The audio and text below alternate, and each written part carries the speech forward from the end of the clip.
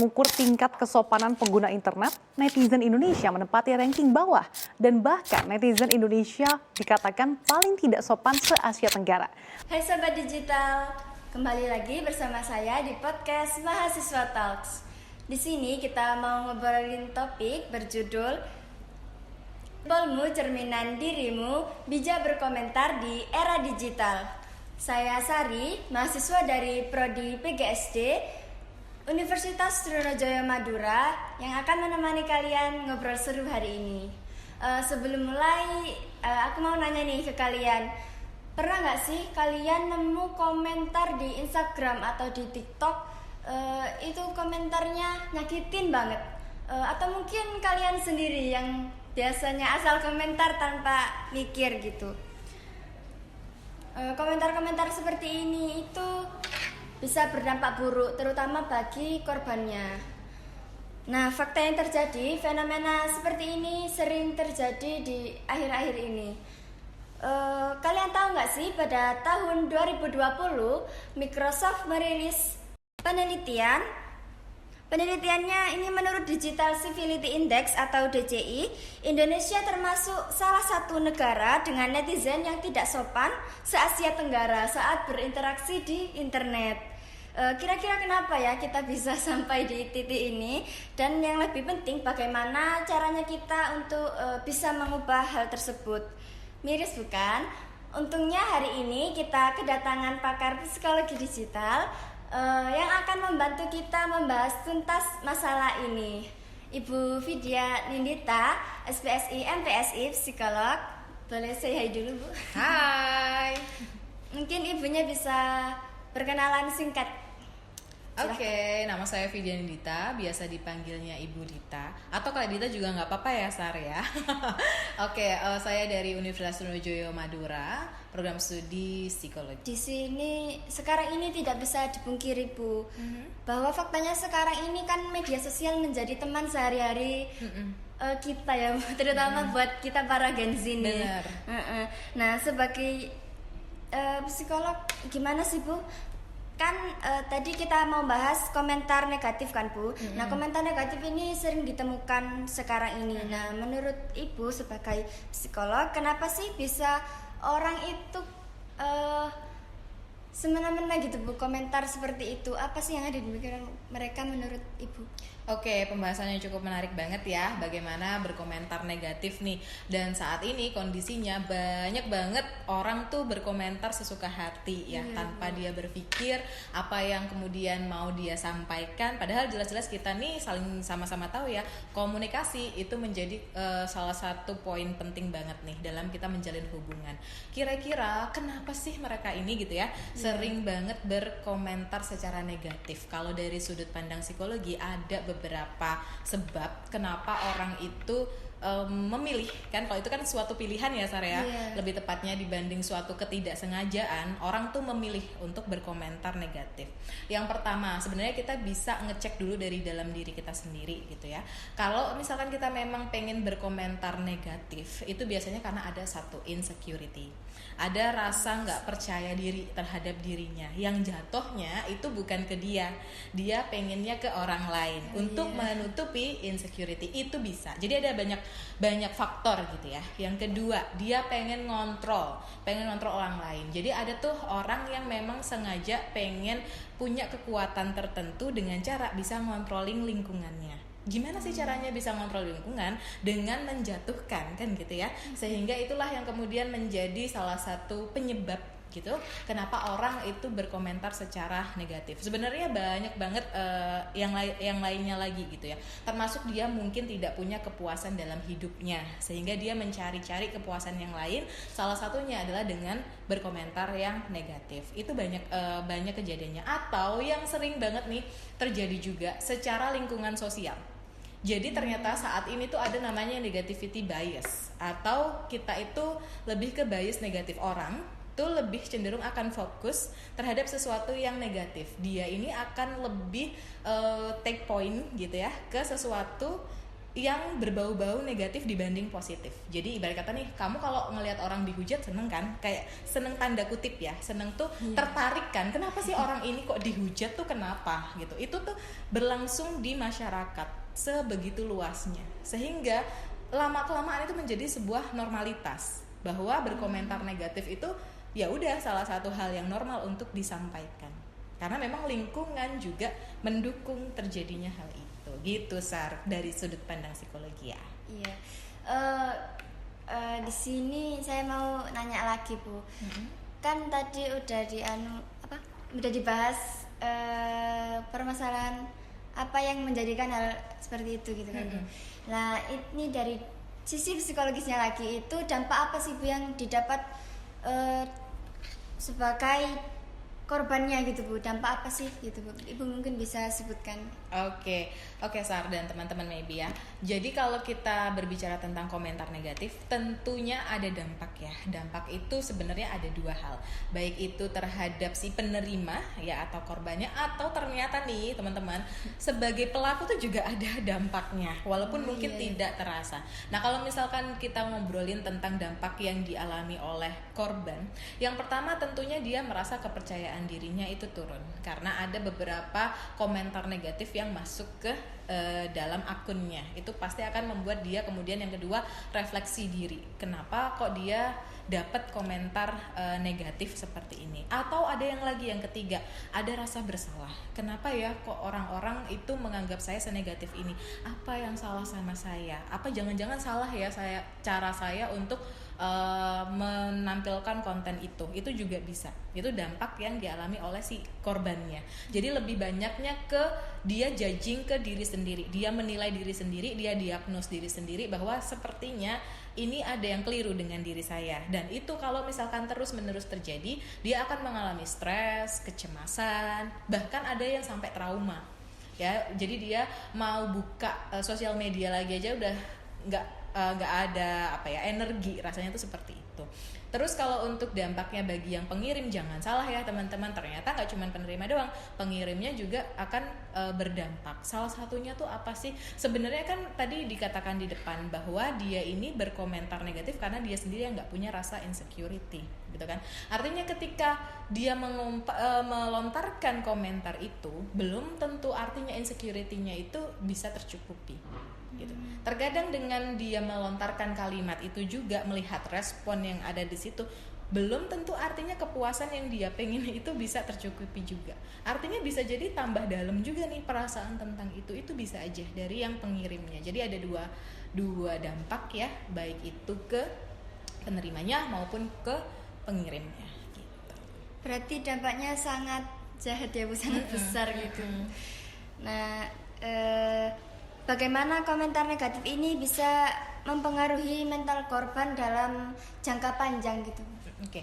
Kalau versi singkatnya gitu ya, secara psikologis, awal mula kita sebelum kita mungkin mengalami trauma, depresi gitu kan, itu kan ada stres-stres ringan ya, kecemasan, panik ya, itu awal-awalnya tuh dimulai dari situ. Atau mungkin kalau teman-teman paham, kadang kalau kita buka HP tuh rasanya udah geter dulu gitu ya, ada perasaan aduh khawatir, takut gitu ya. Kalau jangka panjangnya itu terus dilakukan, itu bisa jadi kita stres namanya ya, depresi, kemudian traumatis yang berkepanjangan. Itu salah satu jangka panjangnya ya terhadap sisi dari korban ini. Padahal maybe ada beberapa pelaku yang berkomentar negatif itu cuman iseng aja kan gitu ya, ada yang kemudian cuman daripada nggak ada kerjaan kita komen deh, padahal dampaknya ke mental orangnya ini luar biasa. Dan kalau kita ngobrolin tentang bagaimana caranya dia sembuh ya, dikala dunia teknologi yang luar biasa, kita kemana-mana aja, tadi disampaikan ya, kemana-mana aja bawa HP, itu akan lama banget untuk penyembuhannya ya. Kalau kita udah menjadi korban kan ibarat kata itu kayak cyberbullying ya, ada bully yang dilakukan di dunia online ya. Sedangkan saat ini kita aja belum tentu bisa membedakan mana dunia online kita, mana dunia nyatanya kan, saking kita tuh terlalu bergantung nih sama ini. Bayangin kalau ternyata kita terlalu bergantung tapi kita trauma sama apa yang kita gantungkan. Nah itu udah penyembuhannya maybe butuh text time yang lumayan banyak, lama waktunya, dan juga dukungan atau support yang harus bener-bener deket ya sama mereka gitu. Ternyata sangat besar juga ya Bu dampak yang ditimbulkan. Lalu bagaimana Ibu caranya kita bisa lebih bijak lagi berkomentar, terutama buat kita para Gen Z? Oke, jadi gini, semakin dekatnya suatu generasi ya dengan sesuatu yang instan, sesuatu yang mungkin Gen Z ini kan dekat banget sama teknologi ya, kemana-mana dia teknologi gitu kan. Gimana sih caranya supaya kita nggak berkomentar negatif nih? Ada beberapa cara nih yang mungkin teman-teman juga bisa lakukan dan juga Sari bisa lakukan. Yang pertama, kita pilah-pilah dulu gitu kan. Motivasinya itu apa? Motivasi untuk berkomentar negatif ini apa? Apakah memang ada motivasi tersembunyi atau sebenarnya kalau kita telaah lebih lanjut, ya iseng aja, nggak ada tujuannya gitu kan, daripada nggak ada kerjaan kita kemudian berkomentar. Itu dari segi motivasinya. Kemudian yang kedua, kita bisa fokus sama konten-konten yang lebih positif, atau kita bisa mengarahkan mindset kita ke arah yang lebih positif, sehingga ketika kita mau menggerakkan jempol, kan tadi ya jempolmu gitu ya, jempol itu tunggu, wait, tahan dulu. Kamu bisa hitung 1 sampai 10, kira-kira bener nggak reaksi yang mau saya sampaikan. Jadi yang mau kamu ketik nih, kadang ya kamu ketik, kamu baca lagi deh, kamu telah lagi, ini nggak apa-apa kah kalau misalkan ini disampaikan, dikomentarkan, dikirimkan, apa ya kira-kira dampaknya kalau ternyata dia ini adalah aku yang dikasih komentar seperti itu, sampai sejauh itu. Jadi kita di situ juga belajar tentang empati namanya, kita empati kepada orang lain sebelum kita berkomentar ke situ, itu juga bisa dilakukan. Jadi hindari hal-hal yang mungkin bisa membawa ke arah yang negatif tadi. Dan bisa jadi sebenarnya ya, salah satu alasan kenapa komentar negatif ini sering terjadi itu adalah ketergantungan terhadap media digital. Artinya secara kamu nyatanya kamu mungkin tidak memiliki support system yang bagus. Dan caranya untuk kamu terlepas nih dari kecanduan secara digital ini dan kemudian berkomentar buruk, secara kenyataannya di hidupmu yang senyatanya kamu harus punya support system yang mendukung. So ketika kamu mau melakukan hal yang buruk, kamu bisa bergabung dulu dengan support systemmu. Apakah memang benar ya yang kulakuin? Kira-kira apakah aku perlu mengirimkan itu, atau mending aku ngobrol aja deh sama temenku. Jadi ibarat kita mengalihkan ketika kamu mau mereaksi buruk ya ke media sosial itu, gitu Sar. Jadi itu juga termasuk langkah-langkah awal kita ya Bu, untuk mencegah agar kita tidak melakukan hal seperti itu. Benar banget.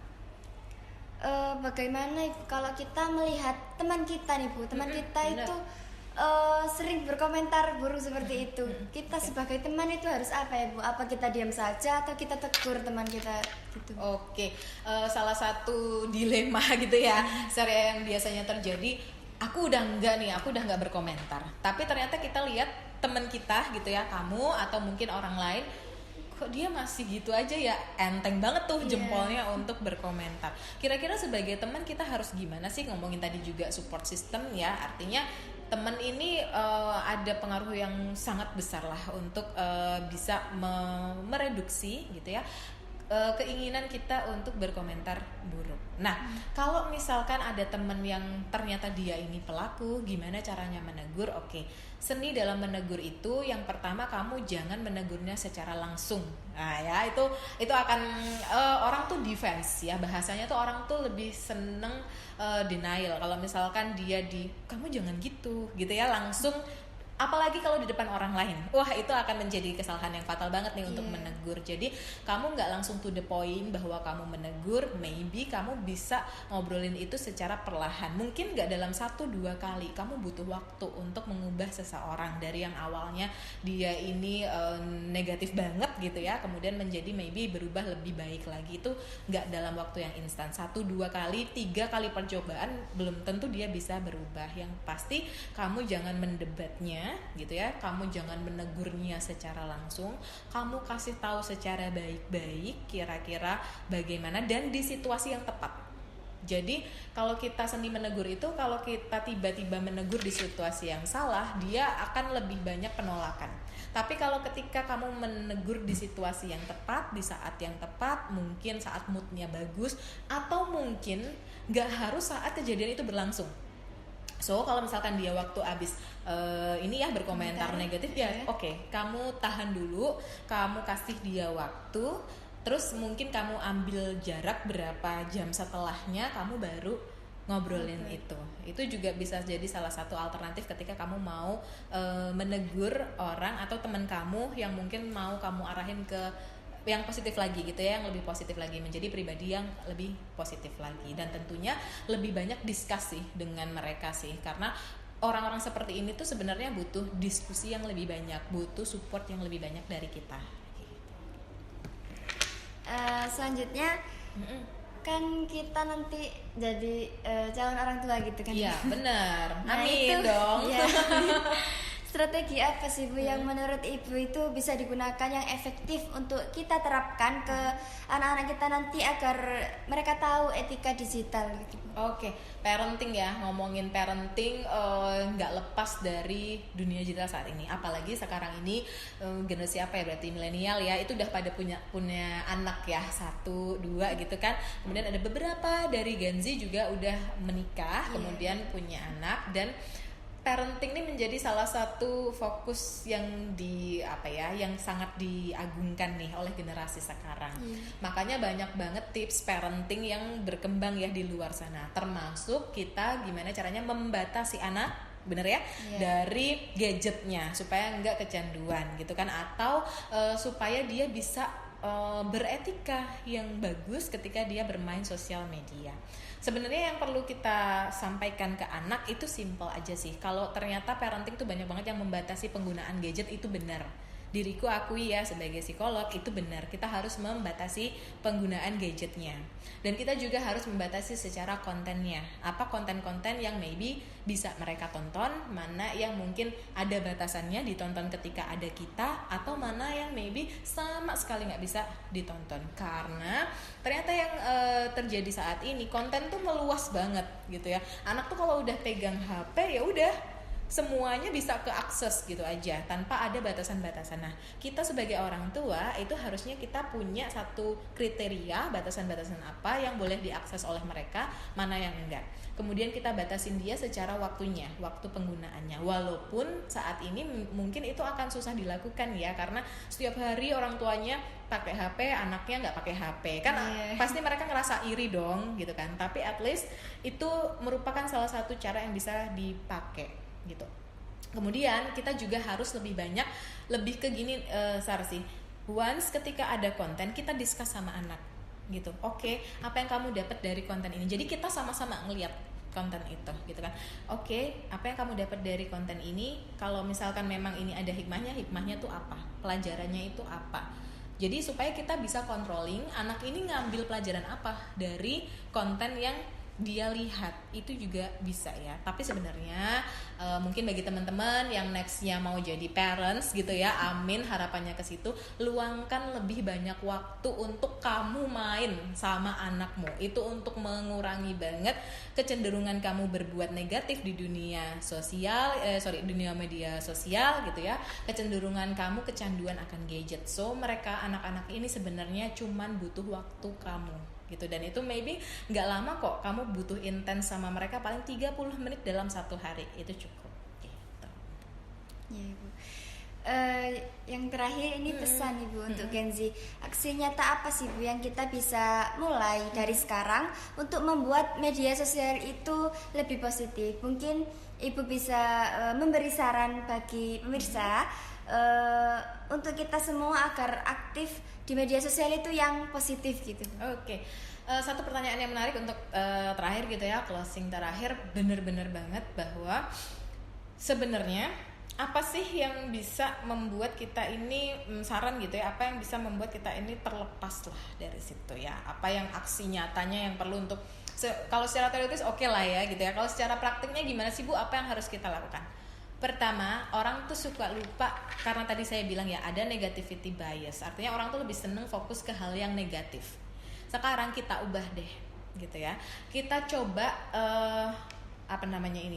filter konten kita itu by filter konten yang positif. So once ketika ada konten yang negatif, coba deh kamu langsung scroll aja gitu, langsung kamu lewatin aja. Algoritma yang ada di sosial media itu akan mengikuti bagaimana mindset kamu, karena yang paling sering kamu lihat itulah yang kemudian paling sering muncul, ya kan? Di FYP-mu itu kan pasti akan seperti itu. Once ketika kamu langsung scroll, ada satu konten yang mungkin negatif efeknya, kamu rasa itu negatif ya, tapi at least yang pertama kali sendiri kamu harus sadar ya bahwa kamu pengen menuju ke sesuatu yang lebih positif. Kalau kamu nggak ada kesadaran itu susah untuk aksi nyata, gitu kan? Nah, once kamu udah punya kesadaran itu, akhirnya ketika ada konten yang negatif, kamu langsung scroll, langsung kamu arahin ke konten-konten yang maybe berimplikasinya secara positif, atau kamu gunakan media sosialmu itu untuk mengembangkan dirimu. Kamu cari konten-konten yang memang untuk pengembangan soft skillmu, pengetahuanmu, gitu ya. Secara searchmu pun juga seperti itu. Pastikan bahwa history yang kamu cari di sosial mediamu itu ngarah ke konten-konten yang positif. Kemudian kalau ada ternyata konten yang negatif dan komentar yang negatif, kamu bisa dengan ngelaporin komentar itu. Terkadang nih kita males bener ya, ya kadang tuh ya udah kita lihat aja. Tapi kamu nggak kasih ya dampak yang signifikan nih terhadap konten itu. Beda kalau kamu laporin gitu kan, kamu tindak lanjutin, anggap bahwa ini tidak senonoh atau ini tidak baik gitu kan, ini dan segala macam dampaknya buruk, itu sangat membantu banget untuk membuat konten itu pada akhirnya turun gitu kan, nggak ada banyak lagi. Jadi selain memang kita cari konten edukatif yang memang positif, kita juga ngelaporin hal-hal yang mungkin dampaknya negatif. Jadi ada dua hal ya, tidak hanya pikiran kita yang positif, tapi juga hal-hal negatif itu kita bikin jera gitu dengan cara kita laporin. Itu tadi, kalau mau mulai lagi beri ulasan yang positif kemana-mana tuh kamu konten yang kamu bikin juga positif. Jadi jangan menormalisasi negativity gitu. Oke.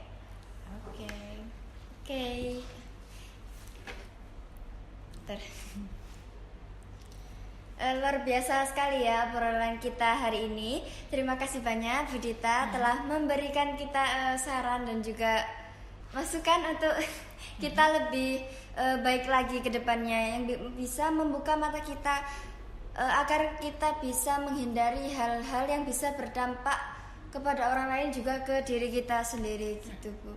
Sebagai orang yang berkomentar negatif, seharusnya mulai detik ini kita paham dengan dampak apa yang kita timbulkan jika kita melakukan hal tersebut.